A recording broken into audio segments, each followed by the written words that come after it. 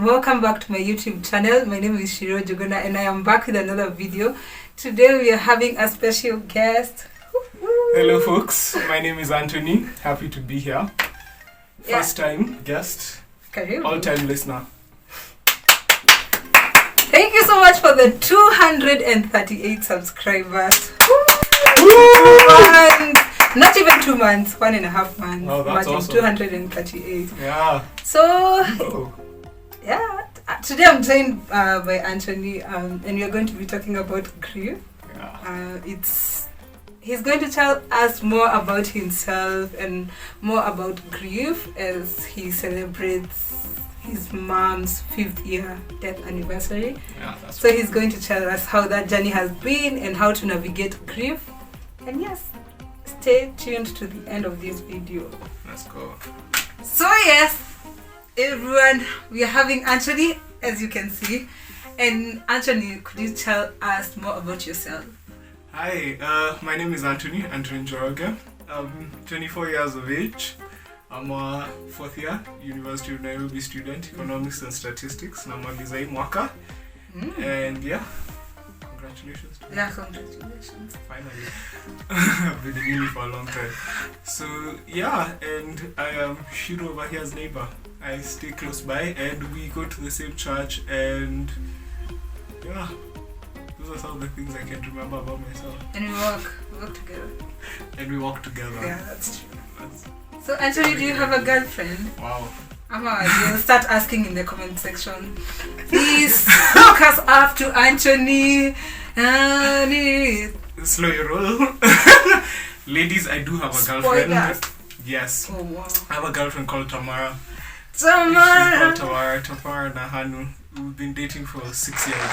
She's also We need notes. Yeah, First of course. papers in this Nairobi. Leakage. That's true.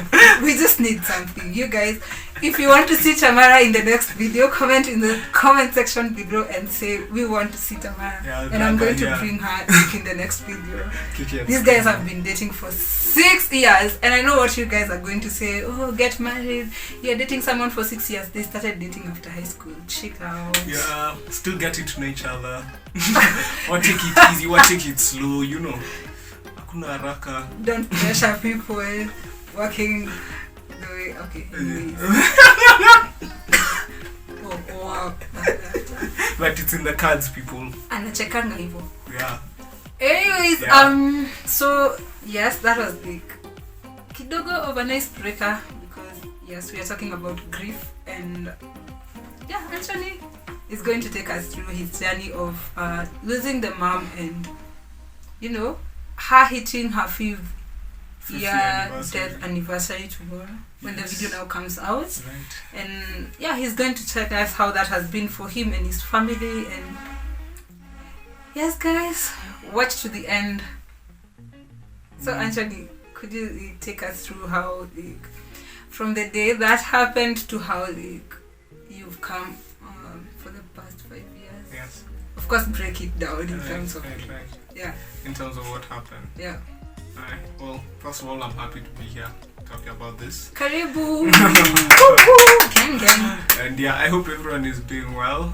And yeah, gosh, about my mom. My mom's name is Jane Nyambura Duhu. She died 5 years ago on the 21st of April 2016. It was sudden. It was a very sudden death and devastating nevertheless. Now, we've been living with that as a family for the past 5 years, as of tomorrow. So, how can I start? She was 47, as I said, and she was born in 1967. She was the oldest of 4 siblings, and yeah, she had me and my sister. She was obviously married to my father. Oh wow. Oh, okay. For about how many years? That time I think it was about 23 years of marriage. No wonder. Yeah. No wonder you can keep a girlfriend for. Yeah, man, years. We have very healthy relationships. Us who are in it to the end. Good examples. Yeah, exactly. My grandparents have been married for 54 years. Ooh. So yeah. Hey. So yeah. Well, okay.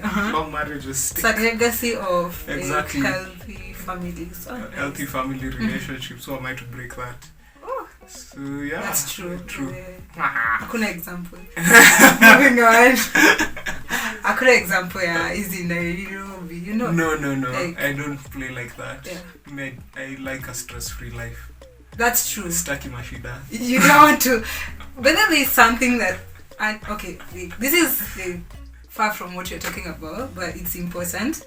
But there's something you told me once, and I think it has stuck. Never make a decision that you're not ready to live with the consequences. And it's the culture in Nairobi. I think people are making decisions that they're not ready to live with the consequences because if you're here jumping up and down, I'm sure you're not ready to live with the consequences of a torn down soul and those things that come with it. Far from it. Your actions have a reaction.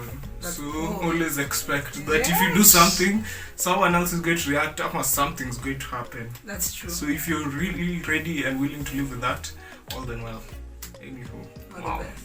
Okay. So 4 years ago, 2016, I was a year out from high school when she died. For the first year I was in Strathmore University and I was trying to join University of Nairobi. I was scheduled to join in May. And so I was home for a couple of months because I finished what I was doing in uni, Strath Uni on I think August. So it was just a random Thursday. I remember it very clearly. My mom had gone to work, everyone had gone their ways. My sister was staying in campus, my dad had gone on an errand I believe, or he was in the office. And I was home alone. I was with a lady called Ruth. Ruth is the lady who works for us in the house. She's awesome. Shout out to Ruth. Ruth was trying to fix the gas. The gas, none of us really knew how to pop it into the thingy, what do you call this again? Cylinder tukua tunajua venye kuiweka. Of course. So, yeah, unfortunately. I don't know if Ruth is from Nairobi, but mom always used to do it. So she told me, unajua kufanya hii kitu. I didn't know. So I tried to call my mom and she didn't pick. So I just assumed she was busy. I went about my day. Alafu, I got a call at around 3 p.m. from my grandparents. They're like, hey, where are you? I'm like, I'm at home. They're like, hey, I hear mom has fainted. So afadhali kuja kwa stage so that we go to Aga Khan Hospital to check up on her. So I get into a frenzy. I panic. Because I'm like, oh my god, mom's fainted. It's the last news I expected to hear. Yeah. So I try and call her multiple times. She's not picking up the phone. I call my sister picks and says she's on her way there. Call my dad, is not picking the phone. So I'm very worried because my sister doesn't know what's going on when I call her and everyone else is not picking up the phone and my grandparents are the ones picking me. I was suspicious, but I was keeping up hope. Yeah. So I had this walk to the stage, which is about 15 minutes from my home, and it was a really somber walk because my anxiety was revving up. Everything was just coming at me quickly because everything in my head, nothing was confirmed, nothing was known. Everything in my head was just coming to a standstill. I was just thinking, oh my god, I hope she's okay. Yeah. And in that walk, I met some guy called Steve Kamai. Shout out to Steve Kamai. Steve walked with me to the stage. He just met me randomly. He was going about his business and he walked with me to the stage. And I told him what had happened. And he said, hey, best of luck, I hope she's okay. But he gave me some peace for 5 to 6 minutes that I cannot describe because my heart was pounding and I was really nervous and I didn't know what to think. I didn't know what to know. I was just like, I hope mom is okay. That was the only thing in my mind, and for 6 minutes he distracted me. So thank you, Steve. Alafu, I got into the car while my grandparents were waiting. They took us to the hospital, Pamoja. And we got to the hospital and I remember we're driving in next to the emergency place. So I'm starting to think, this is not good. Why are we driving in next to the emergency ward? So we drive in and then the first thing I see are like a bunch of my parents' friends.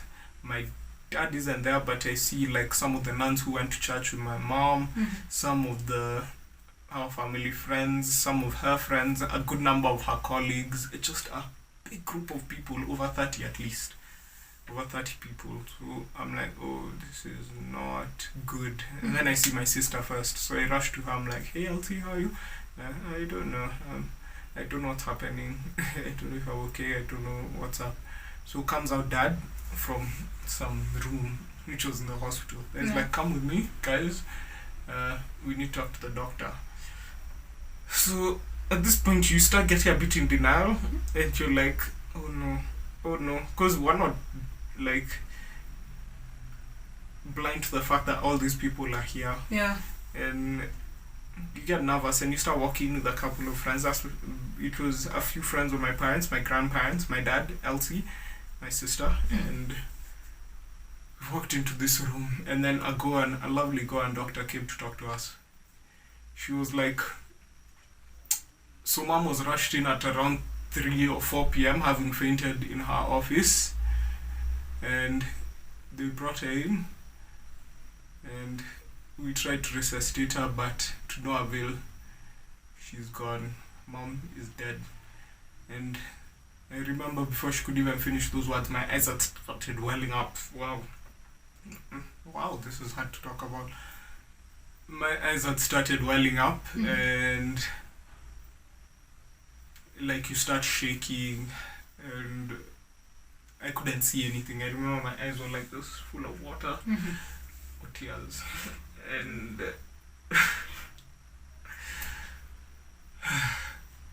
and I just, when I didn't even hear the full statement. She said like she's dead. I said like we couldn't resuscitate her, and I just started running out of the room. I bolted out, and no one could stop me because I so quickly opened the door. It was just like instinct. I bolted out saying no. I couldn't believe it. And to my grandmother's credit, was 70, in her early 70s at the time. She ran after me. Wow. And she caught me. Super fit. She's very, very fit. She used to run in my school, like sports days and stuff, and dust the other parents who were like half her age. Wow, okay. So she was awesome. And yeah, she caught up to me, and I just remember just breaking down in tears. And also, when I was leaving the room, I could hear my sister just loudly screaming and crying. It was so hard. It was so hard. That is arguably the worst moment of my life, and I never want to be in Aga Khan hospital. Every time I'm even in Parklands, I get like nervous. Yeah, like I can't step foot into that hospital. I have before. I've been there, I've taken my grandparents, but I just, it brings a lot of feelings. Yeah. And like, wow. So yeah, that happened. Then I start to calm down. It's time to break the news to like friends.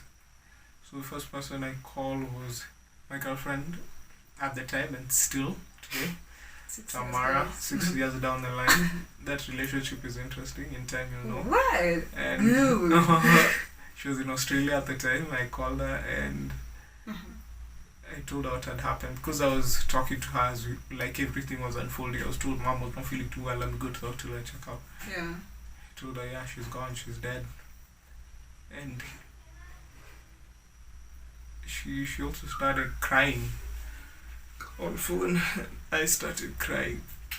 It was very difficult.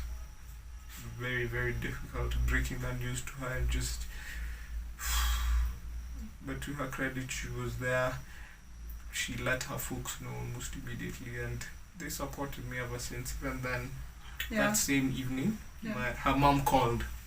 Her mom called me to just encourage me and to just send her condolences. So, thank you, Mama Tamara, for that. And and I started telling my friends. Telling my friends was also difficult, because the good thing that I WhatsApp group, so I just wrote it there, because I couldn't call each and every individual guy. There were like 20 of them, and a number of them called.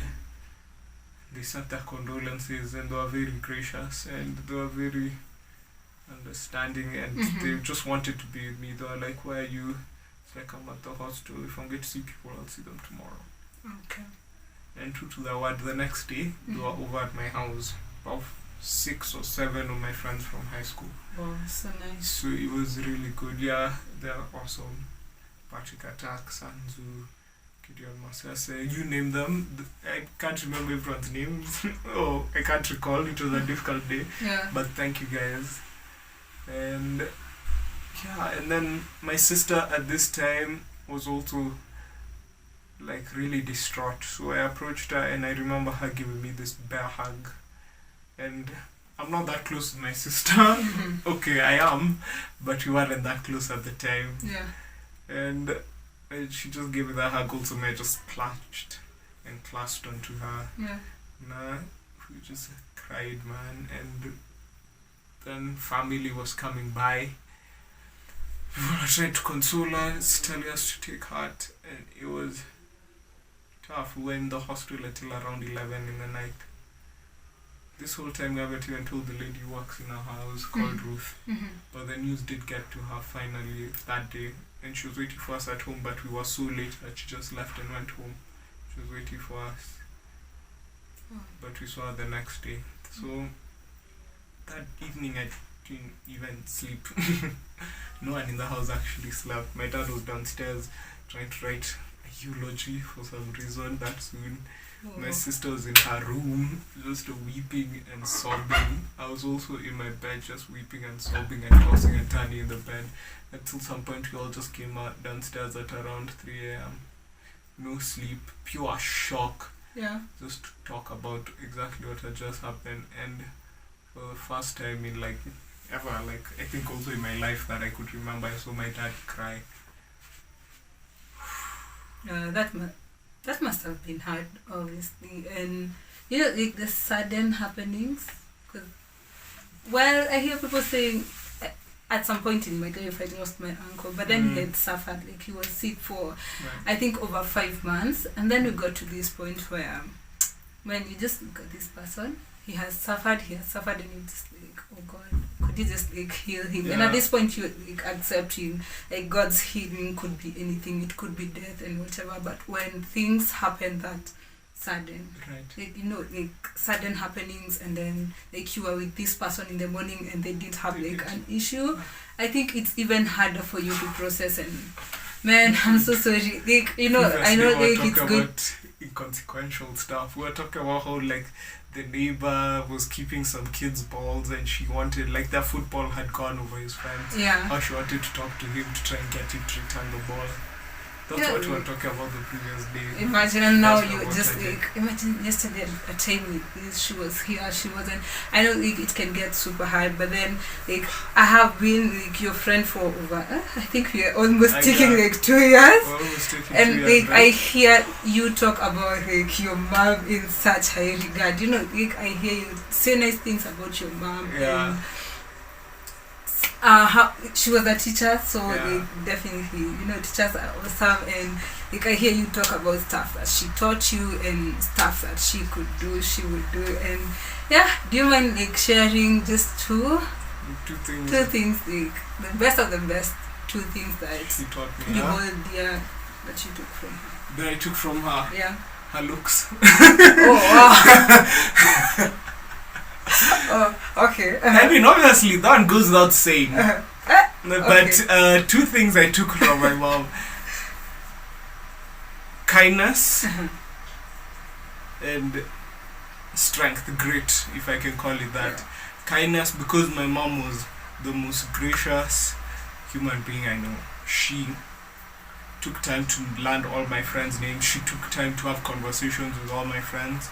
She always invited them home. When they used to come home, they felt like they were at home. They called her their mom. She used to defend us during PTA. She used to, like teachers used to vilify us for hair, and she used to be like, why are you disturbing these young boys about hair? Or telling them like, ati tukatiji, hakuna shida na nywele yao, just stop disturbing them. And like, there used to be a raw. Like for 4 years, every PTA she used to like help us with that. Shout out to her, man. Yeah, she was like our mom. Like in fact, excuse me, with most of my friends, we just call her our mom. Like they used to say, like, how's mom? Like even if she'd see you like, let's say, walking to school or like walking to like some part of the school and like it's a bit far, she'll just tell you come into the car, because she used to go for service in St. Austin's. I was in St. Mary's High School. Yeah. And she just say, come into the car, let's drive there. Or like the people who used to live in this estate used to go to school with us, we give them lifts, carpools and stuff. Or like if you come to the house food will be offered. If you come to the house, you can have an apple. If you come to the house, you can find mom there and you just talk to her. Yeah. So she was very kind and accommodating and open to everyone. And she would talk to anyone and everyone knew her. She had a really good relationship with everyone. And yeah, I definitely got that kindness from her. That's true. Anthony, like, you are super kind. And it's not like for the camera, but you are super kind. And I know it. She's the best, guys. Yeah. She's the best. Complimenting me. Oh, why? I appreciate that. I appreciate that, honestly. Yeah. But that's true. You're super kind. And, you know, it's the things that we learn either by seeing our parents do, or just talking about. And yeah, I heard you mention about your friends and how they came through for you, and yeah, I think that's something you could share about us. You could share about with us in terms of the kind of community that you keep when you're going through grief. Because personally, I've experienced grief in whatever, not in such a close situation, but grief can be is different. very close. Yeah, an uncle, a grandfather, whatever. But yeah, my paternal grandfather, to date, I think my elder sister and I have memories and songs, patrimonies. My paternal grandfather was the best. Awesome. And Sounds like a bomb. He just died. And yeah, in as much as we were not as young, I have experienced grief in my own capacity. It's tough in any shape or form, time. It's always got to be tough. Yeah, and I think the people that you keep around in such times, whether it's grieving, like breakups, because also breakups are whatever grief you're going through, the people that you keep around, I feel like they just play such an important role. Yeah. And could you just encourage someone that could be watching and is going through grief, like the kind of people that they're going to keep around and how that looks like for you? Thank you. It's a good question. Super kind, like, why is he saying thank you? It's a good question. I really like that question. Okay, wow. Okay. So yeah, of course the people who relate to you most in such a situation of loss will be your family. Yeah. So they're the first people you cling to. I have gotten closer to my family, my grandparents, my cousin Mudani, my auntie Anchuko and her brothers. Those are my mom's siblings. Because they live over in Dagoretti and they were feeling the loss just as much as I was. So I kept them close. They used to check up on me, I used to check up on them. Yeah.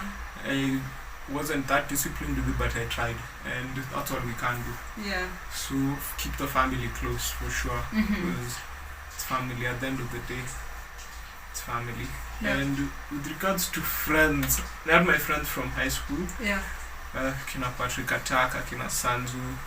These are guys who really came through and who are really kind, who used to invite me to come play like games at their house, who used to have me like when they'd have get-togethers, who used to just call me to talk, who used to just check up on me from time to time, because at some point Sanzo, I believe, was either in Germany or the USA, so he wasn't always there, but like he would always check up on me and I really appreciated that.